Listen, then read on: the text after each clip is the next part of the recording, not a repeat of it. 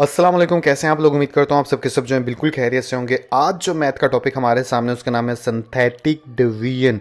कि synthetic division जो है किसे कहा जाता है। इसके अंदर जैसे कि आप डिवीजन का वर्ड आ गया तो यहाँ से आप लोगों को पता चल गया होगा कि डिवीजन किसे कहा जाता है। डिवीजन डिवाइड करने को बोला जाता है जिसका सिंबल ये होता है। तो अब डिवीजन का मतलब अगर आप लोगों को पता चल गया तो सिंथेटिक डिवीजन का मतलब भी आप लोगों के माइंड में ये आया होगा कि कहीं ना कहीं सिंथेटिक डिवीजन जो है वो डिवाइड करने के हवाले से ही किसी न किसी चीज़ का नाम है।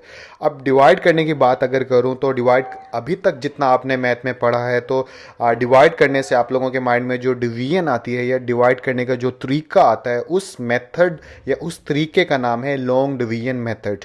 तो उस तरीके को भी एक बार देख लेते हैं ताकि सिंथेटिक डिवीजन अच्छे से समझ सकें हम। तो यहाँ पर मैंने आप लोगों के लिए पिक्चर रखी हुई है ताकि वक्त बच जाए और आप लोगों को जल्दी से समझ में आ जाए। तो ये मेथड दोनों के दोनों जो हैं लॉन्ग डिवीजन मेथड कहलाते हैं। ये जो है सिंपल नंबर्स को लेकर के डिवाइड कर यानी इसमें डिवाइड किया गया है और इसके अंदर मैथमेटिकल या फिर अलजेब्रिक पॉलिनोमियल्स जो होती है, जैसे एक पॉलिनोमियल ये हो गई, एक पॉलिनोमियल ये हो गई, तो इसमें पॉलिनोमियल्स को डिवाइड किया गया है। लेकिन दोनों के अंदर जो मेथड है वो लॉन्ग डिवीजन का ही है। ये मेथड भी लॉन्ग डिवीजन का है और ये मेथड भी लॉन्ग डिवीजन का है। तो एक बात तो समझ में आ गई कि अभी तक जो भी क्वेश्चंस हम करते थे वो सारे के सारे लॉन्ग डिवीजन मेथड के को इस्तेमाल करके डिवाइड किसी भी दो चीज़ों को आपस में करते थे, चाहे वो नंबर हो चाहे वो पॉलिनोमियल हो। लेकिन अभी जो आप सीखोगे डिवाइड करने का एक अलग मेथड या तरीके को सीखोगे जिसे सिंथेटिक डिवीजन कहा जाता है। तो कंक्लूजन क्या निकला? सिंथेटिक डिवीजन जो है डिवाइड करने का एक मेथड है। अब सवाल ये पैदा होता है कि सर अगर सिंथेटिक डिवीजन के अंदर भी डिवाइड ही किया जाता है और लॉन्ग डिवीजन मेथड के अंदर भी डिवाइड किया जाता है तो इन दोनों में बेसिकली फ़र्क क्या है?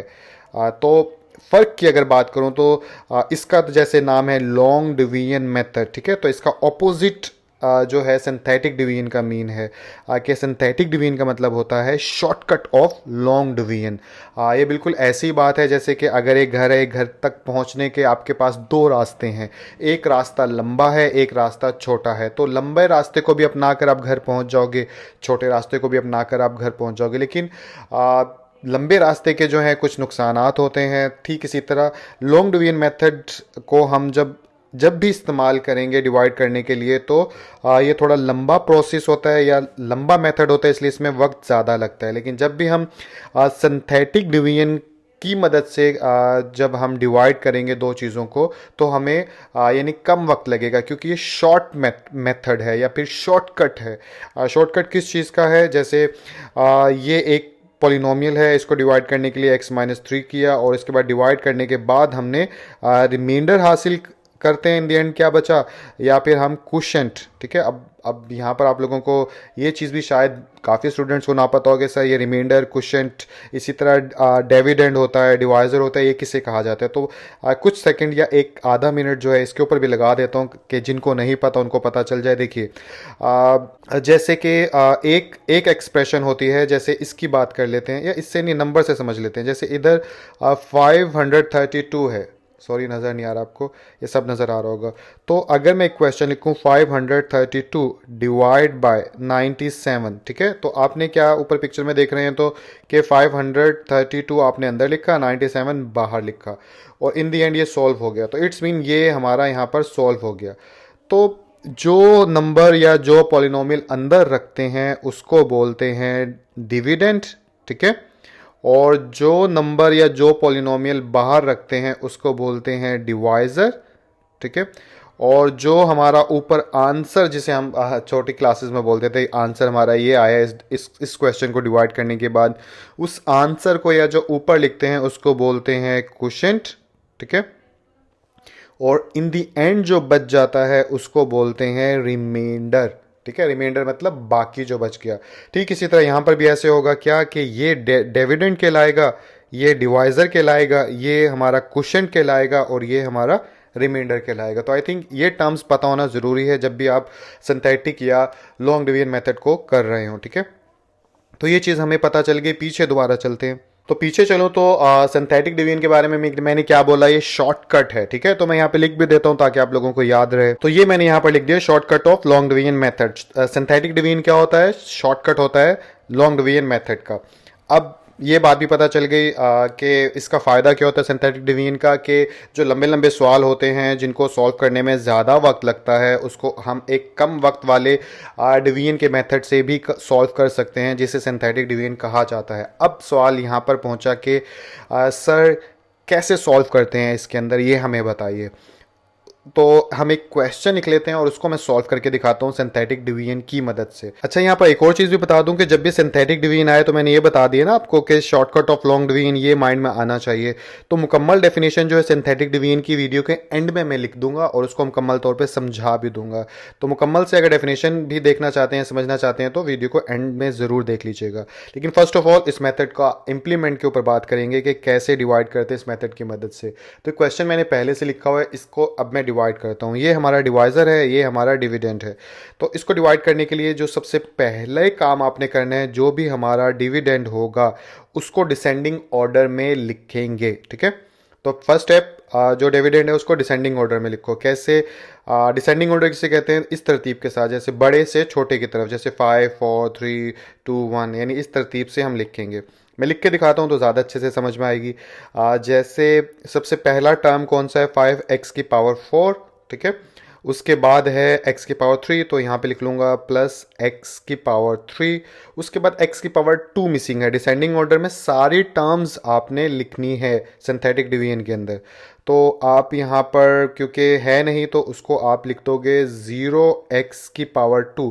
अब 0 से जो भी चीज़ मल्टीप्लाई होती है ना तो 0 हो जाती है। तो ऐसे में इसको लिखा या ना लिखा कोई फ़र्क नहीं पड़ता। लेकिन लिखने का मकसद क्या है, क्योंकि जब हम सिंथेटिक डिवीजन के अंदर क्वेश्चन सॉल्व करेंगे तो एक्स स्क्वायर का प्लेस या जगह हमारे पास आ जाएगी कि एक्स स्क्वायर की वैल्यू आएगी तो हम कहाँ लिखेंगे। तो उसके लिए जगह बनाने के लिए लिखते हैं। सॉल्व करूंगा ना तो ये बात अच्छे से समझ में आएगी। वक्ती तौर पे आप इतना ही समझिए कि सारी टर्म्स आपने लिखनी है, जो मिसिंग है उनको 0 के साथ मल्टीप्लाई करवा के लिख दो। उसके बाद x की टर्म हमारे पास मौजूद है तो माइनस यहाँ पे 3x लिख देंगे। उसके बाद जो कांस्टेंट के लिए हम क्या करते हैं, यहाँ पे x यानी ये 1 आ गया, जिसके ऊपर कुछ नहीं होता 1 होता है। उसके बाद यहाँ पे प्लस 0x की पावर 0 कर दोगे, ठीक है। तो इस तरह से ये हमारा क्या हो गया, डिविडेंड, जिसको हमने यानी ये था पहले, अब इसको इस तरह से लिख दिया। अब इसके बाद जो है फर्स्ट स्टेप आपको पता चल गया क्या करना था, डिसेंडिंग ऑर्डर्स में सारे डिविडेंड को लिखना था। सेकंड स्टेप जो है वो क्या होता है, आप डिवाइजर से x की वैल्यू निकालेंगे। तो x की वैल्यू कैसे निकालेंगे, अब सवाल ये पैदा होता है, जैसे x माइनस 2 है, इससे x की वैल्यू निकालने के लिए हम क्या करेंगे, x minus 2 is equal to 0, और माइनस 2 जब उधर गया तो क्या हो जाएगा, पॉजिटिव 2। तो ये हमारे पास x की वैल्यू 2 निकल आई। ठीक इसी तरह अगर इन केस यहाँ पे x प्लस 2 होता तब क्या होता, ये भी बता देता हूँ ताकि कन्फ्यूजन काफ़ियों की ख़त्म हो जाए। तो इधर से प्लस 2 जाके उधर क्या होता, माइनस 2, तो x की वैल्यू ऐसे में हो जाती माइनस 2। तो यहाँ से x की वैल्यू, यानी आसान बात यह है कि जो भी यहाँ पे प्लस का होगा तो माइनस x की वैल्यू निकलेगी और माइनस का होगा तो प्लस निकलेगी। तो अगर आप निकालना भी चाहते हैं तो इसको ऐसे कर लीजिए, यहाँ पे लिखिए फ्रॉम डिवाइजर, और फ्रॉम डिवाइजर लिखने के बाद x minus 2 is equal to 0 and, ठीक है, x इज इक्वल टू कितना आ गया, 2। ये हमारे पास जो है वो x की वैल्यू आ गई। अब जो है जैसे डिवीजन में हम ट्रेडिशनल लॉन्ग डिवीजन में हम करते थे, दो लाइनें खींच लेंगे बस। पहले लाइन ऐसे खींचते थे, अभी थोड़ी अलग तरीके से खींचेंगे। अलग तरीके से कैसे, एक लाइन तो हम डाल लेते हैं ऐसे, थोड़ी सीधी डालने की कोशिश करता हूँ। एक लाइन तो डाल लेते हैं ऐसे, आई थिंक सीधी है, और एक लाइन ऐसे आप डाल लोगे, ठीक है। यानी कि यहाँ पे एक लाइन छोड़नी है आपने ताकि डिजिट्स लिख सको आप।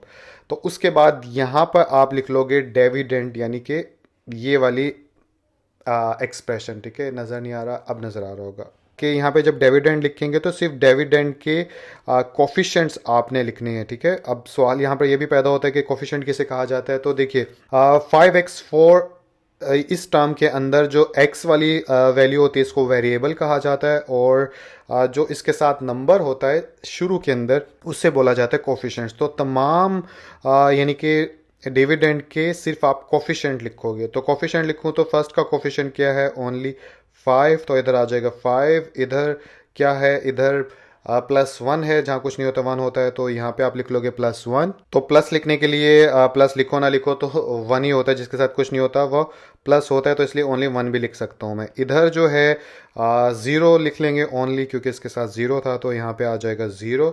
इधर जो है -3 कोफिशेंट है, तो यहाँ पे लिख लेते हैं थोड़े से स्पेस के बाद -3। इधर अगेन से फिर 0 है, तो यहाँ पे लिख लेते हैं 0।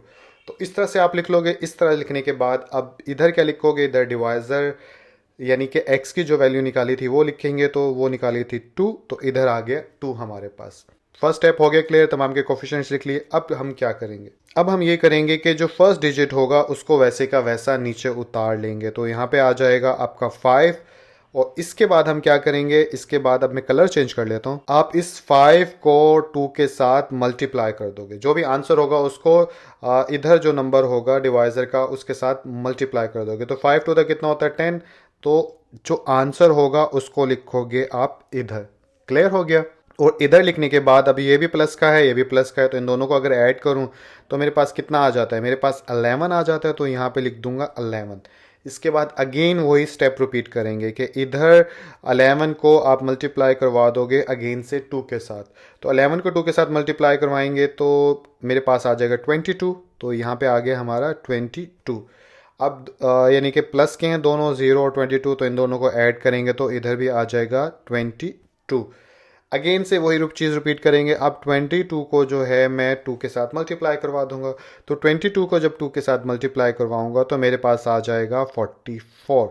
और 44 अब प्लस का है और 3 माइनस का है, तो 44 में से 3 माइनस कर देंगे और प्लस की वैल्यू बड़ी है, तो इसलिए प्लस के मेरे पास बच जाएंगे 41।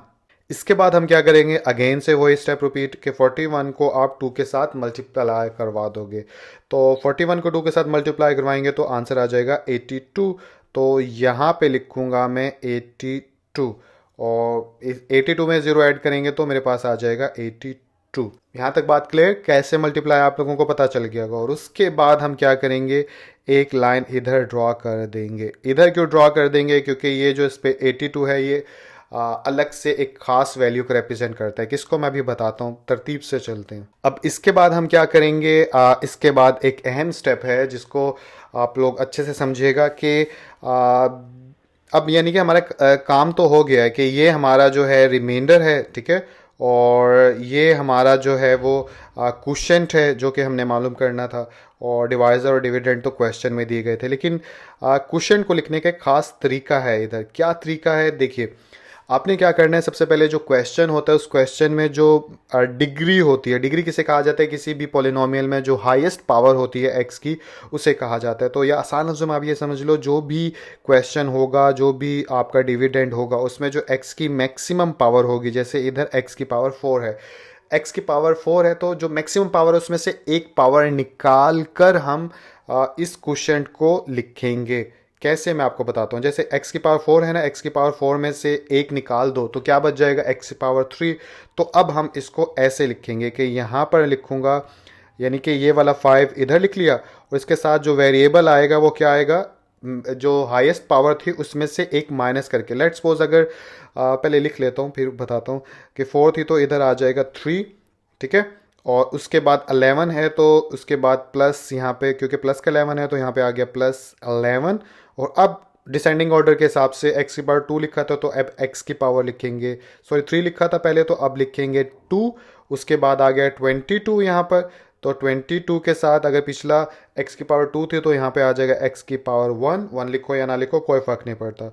और उसके बाद यहाँ पर क्या आ जाएगा, कांस्टेंट, यानी कि दूसरे लफ्ज़ों में मैं बताऊं तो 41 मल्टीप्लाई एक्स की पावर 0। तो ये आप लोगों को पता होगा कि एक्स की पावर 0 जो होती है वो हमेशा 1 के इक्वल होती है, तो इसलिए ये लिखो या ना लिखो कोई फ़र्क नहीं पड़ता, क्योंकि अल्टीमेटली जब 41 से मल्टीप्लाई होगा तो दोबारा यही नंबर आ जाएगा, तो इसलिए यहाँ पर ना भी लिखोगे तो कोई फ़र्क नहीं पड़ता। तो ये अब हमारा आंसर है या क्वोशिएंट है जो कि हम मालूम करने जा रहे थे। तो मैं यहाँ पे लिख भी देता हूँ क्वोशिएंट। आई थिंक क्यू से समझ जाओगे कि क्वोशिएंट मैंने पूरा क्वोशिएंट जो है वो नहीं लिखा। दोबारा से वो जो अहम बात थी मैं बता दूं कि अगर यहाँ पे x की पावर लेट्स सपोज 4 की जगह 5 होती, तो ऐसे में फिर इधर जो है x की पावर कितनी होती, इधर x की पावर मैक्सिमम 4 आती, यानी एक एक जो पावर से एक माइनस करके आपने नीचे क्वोशेंट के अंदर पावर्स को मैनेज करना है। आई होप समझ में आ गया होगा आप लोगों को। तो क्वोशेंट और दूसरा हम मालूम करते हैं किसी भी डिवीजन के अंदर रिमाइंडर। तो इधर रिमाइंडर जो यहाँ पे जो अलग से एक कमरा है या एक बॉक्स बन जाता है वो हमारा रिमाइंडर कहलाता है। तो रिमाइंडर इसका आ जाएगा 82। तो इस तरह से हमने रिमाइंडर भी मालूम कर लिया, क्वेश्चन भी मालूम कर लिया, और ये हमारे डिविडेंड थे, ये डिवाइज़र थे। तो डिवीजन के अंदर ये चार ही वर्ड होते हैं। तो आई होप अब आप देखिए कि लॉन्ग डिवीजन के अंदर जो है किस तरह से हम बार बार मल्टीप्लाई करते हैं। एक लंबा प्रोसेस होता है, लेकिन इसे शॉर्टकट इसीलिए ही कहा जाता है कि इधर इतने से हिस्से के अंदर ही बस हमने एक बार नंबर्स लिखे और हमारे पास क्वोशेंट भी आ गया और रिमाइंडर भी आ गया। तो सिंथेटिक डिवीजन जो है वो इस तरह से की जाती है किसी भी क्वेश्चन की। अब लास्ट में जो है इसकी डेफिनेशन लिख देता हूँ सिंथेटिक डिवीजन की, ताकि सारी क्लैरिटी आप लोगों को माइंड के अंदर आ जाए। तो ऊपर चलें तो ऊपर मैंने डेफिनेशन लिखी हुई है। ये हमारे पास सिंथेटिक डिवीजन आ गया। शॉर्ट में इसको ये बोलते हैं। कंप्लीट डेफिनेशन पढ़ लेते हैं एक बार। Synthetic division is the process of finding the quotient and remainder. तो ऑब्वियसली बात है यही है कि सिंथेटिक डिवीजन किस लिए इस्तेमाल की जाती है। इसलिए इस्तेमाल की जाती है कि क्वोशेंट मालूम कर सकें और रिमाइंडर मालूम कर सकें। तो अगर दिखाऊं तो देखिए इन दी एंड हमने क्वोशेंट मालूम किया और रिमाइंडर मालूम किया है। किसी भी डिवीजन का मतलब ही ये होता है। आगे अगर चलूं तो कब क्वोशेंट और रिमाइंडर मालूम कर सकें, वो ये बात बोल रहा है कि when a polynomial is divided by a linear polynomial. अब जो है बड़ी इंपॉर्टेंट बात आपको समझ में आएगी कि लीनियर पॉलिनोमियल का जिक्र क्यों किया गया है यहाँ पर। तो देखिए लीनियर पॉलिनोमियल का जिक्र इसलिए किया गया है कि जितनी भी सिंथेटिक डिवीजन के थ्रू डिवाइड के क्वेश्चंस होते हैं उन सब में दो शर्त होती हैं। वैसे तो मुझे पहले बताना चाहिए था, लेकिन क्योंकि डेफिनेशन का फ़ायदा यही होता है, इसमें सब चीज़ क्लियर हो जाती है। देखिए दो शर्तें होनी चाहिए अगर आपने क्वेश्चन जो है वो सिंथेटिक डिवीजन के थ्रू सॉल्व करना है कोई भी डिवाइड करने के लिए। पहली शर्त ये होनी चाहिए कि जो हमारा यानी कि डिवाइज़र है उस डिवाइज़र के अंदर जो x की पावर होगी वो मैक्सिमम 1 होगी। ऐसा नहीं होगा कि x की पावर यहाँ पर 2 है और आप इस क्वेश्चन को सॉल्व करने जा रहे हो सिंथेटिक डिवीजन के थ्रू, ठीक है।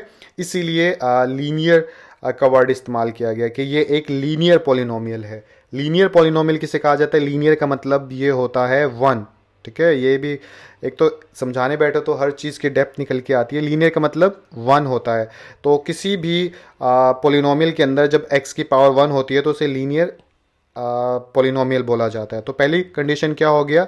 लीनियर पॉलिनोमियल के लीनियर पॉलिनोमियल होनी चाहिए डिवाइज़र। सेकंड कंडीशन ये होती है कि जो हमारा डिवाइज़र होता है इसमें जो वेरिएबल होता है, वेरिएबल के साथ जो कोफिशिएंट होता है, ठीक है, वो कोफिशिएंट हमेशा 1 होना चाहिए।